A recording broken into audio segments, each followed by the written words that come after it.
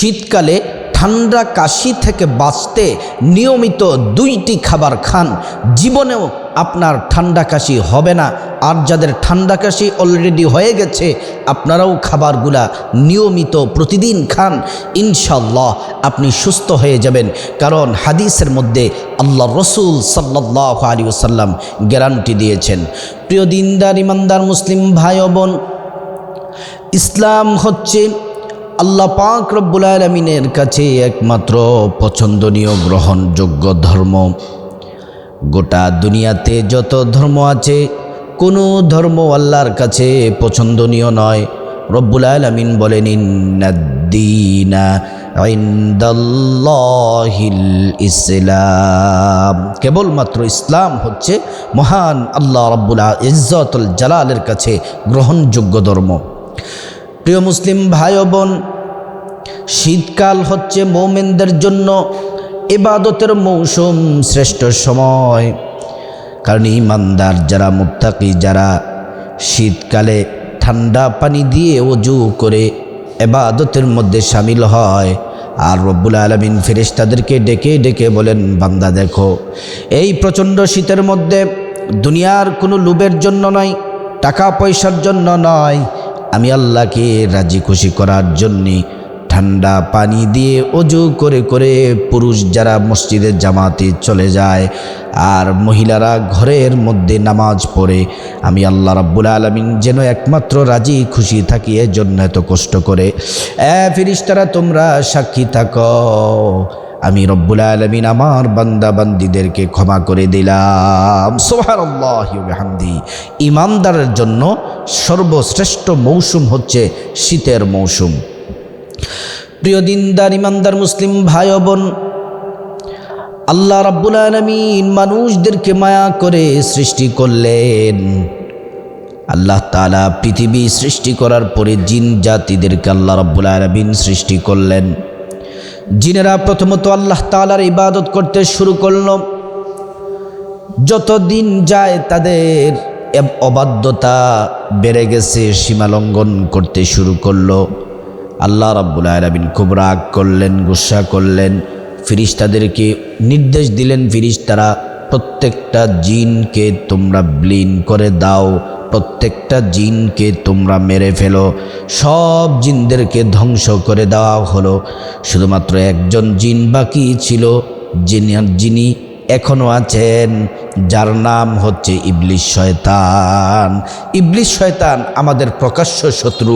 মহান আল্লাহ কোরআনে বলছেন, ইন্নাশ শাইতানা লাকুম আদুউম মুবিন, নিঃসন্দেহে ইবলিস শয়তান হচ্ছে আমাদের প্রকাশ্য শত্রু। জিন জাতিদেরকে ধ্বংস করে দিলেন। তারপরে রব্বুল আলামিন জমিনের মধ্যে ফেরেশতা পাঠিয়ে দিলেন। ফেরেশতারা ইবাদত করে বন্দেগী করে, ফেরেশতারা ইবাদত করে বন্দেগী করে আল্লাহকে ডাকে। এমন করে দিন যাচ্ছে, দিন চলে যাচ্ছে। রব্বুল আলামিন ফেরেশতাদেরকে নিয়ে একটি সম্মেলন করলেন আর ডেকে ডেকে বললেন, রব্বুল আলামিন আল্লাহ তাআলা ফেরেশতাদের এই সম্মেলনে আল্লাহ তাআলা বক্তব্য দিলেন, দিয়ে বললেন, ইন্নী জাইলুন ফিল আরদি খলিফা। আল্লাহ রাব্বুল আলামিন বললেন, বান্দা, আল্লাহ তাআলা বলছেন, আমি আমার প্রতিনিধি, আমার খলিফা, আমার বান্দা সৃষ্টি করতে চাই। ফেরেশতারা বলল, রব্বুল আলামিন, মানুষ পৃথিবীর মধ্যে সে দাঙ্গা হাঙ্গামা করবে, ঝগড়া ফাসাদ করবে, রক্তপাত করবে, অন্যায় অপরাধ করবে। আল্লাহ তাআলা উত্তর দিলেন, ক্বালা ইন্নী আ'লামু মা লা তা'লামুন। ও ফেরেশতারা, আমি আল্লাহ যা জানি তোমরা তা জানো না। আল্লাহ তাআলা মানুষ সৃষ্টি করলেন। কেন আল্লাহ রাব্বুল আলামিন মানুষ সৃষ্টি করলেন? আল্লাহ কোরআনে বলছেন, ওয়া মা খালাকতুল জিন্না ওয়াল ইনসা ইল্লা লিয়াবুদুন। আল্লাহ তাআলা মানুষ সৃষ্টি করেছেন আল্লাহর গোলামির জন্যে, দাসত্বের জন্যে, আল্লাহ তাআলার ইবাদত বন্দেগীর জন্য তিনি মানুষ সৃষ্টি করলেন। আল্লাহ তাআলা গোটা সৃষ্টিকে যখন সৃষ্টি করলেন, রব্বুল আলামিন বলেন, ওয়ালাকাদ কাররামনা বনি আদম ওয়া হামালনাহুম ফিল বাররি ওয়াল বাহর। জলে স্থলে যত প্রাণী আছে, যত মখলুকাত আছে, সব থেকে দামি হলো বনি আদম।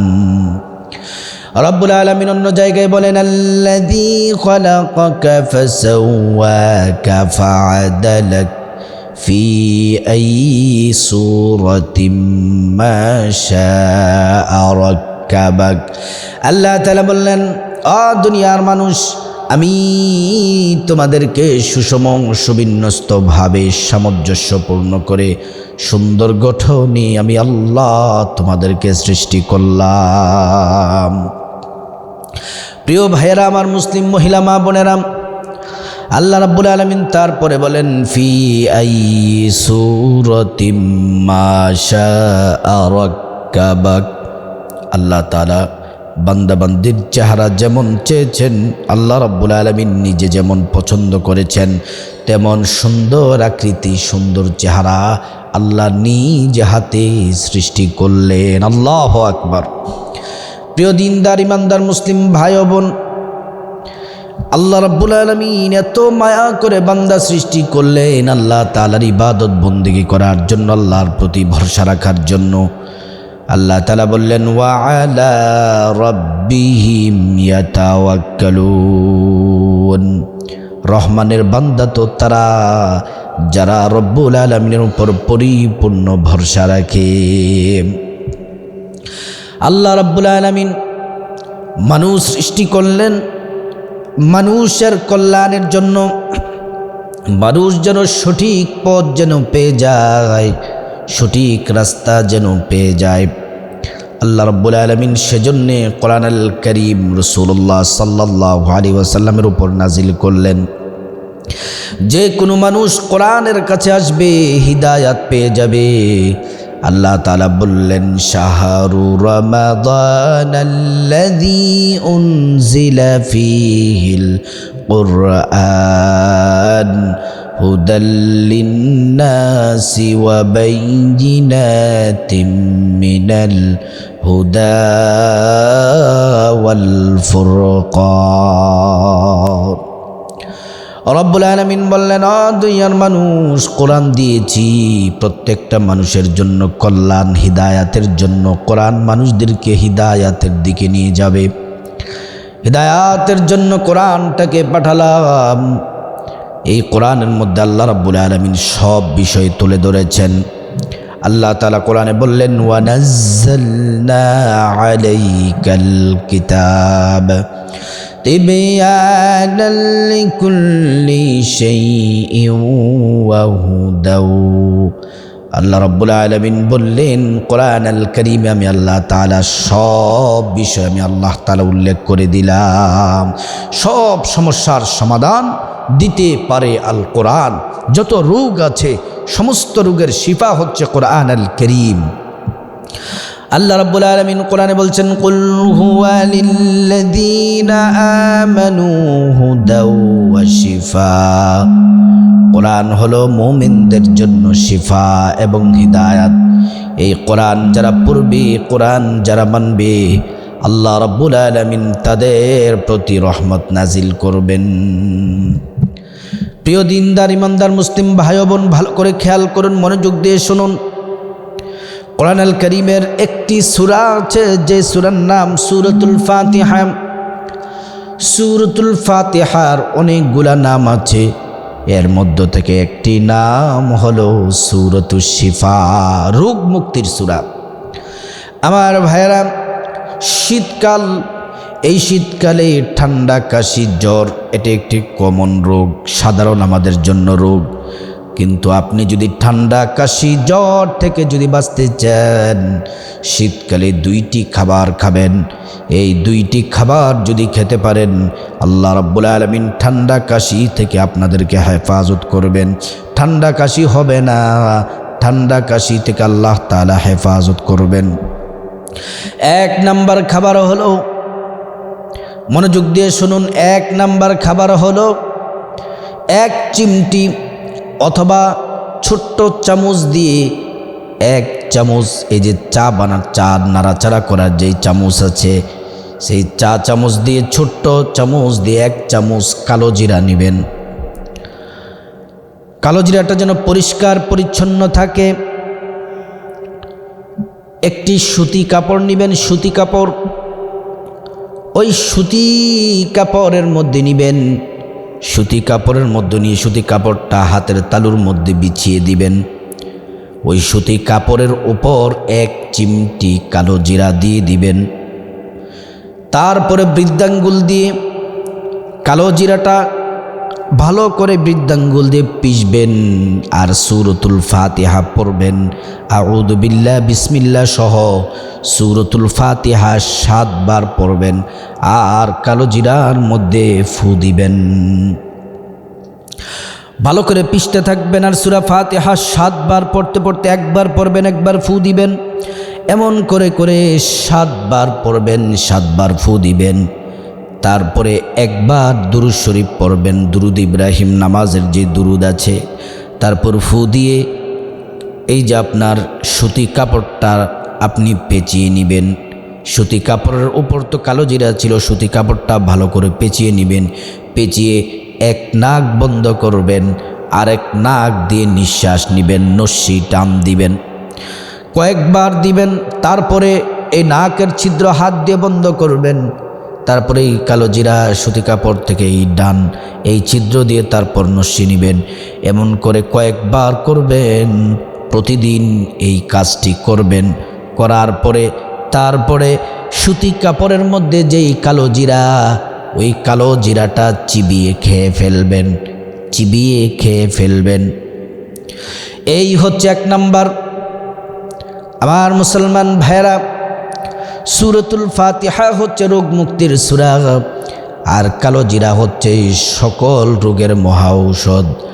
আল্লাহ রসুল বললেন, সাহাবীরা তোমরা কালো জিরা খাও, কারণ কালো জিরা হচ্ছে সাম ব্যতীত সকল রোগের মহা ঔষধ।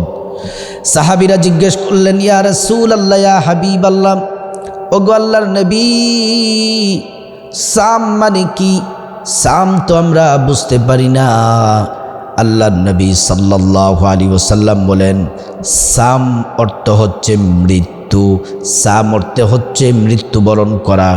মৃত্যু ব্যতীত যত রোগ আছে সব রোগের মহা ঔষধ হলো কালো জিরা। আল্লাহু আকবার। হাদিস থেকে কথা বলছি।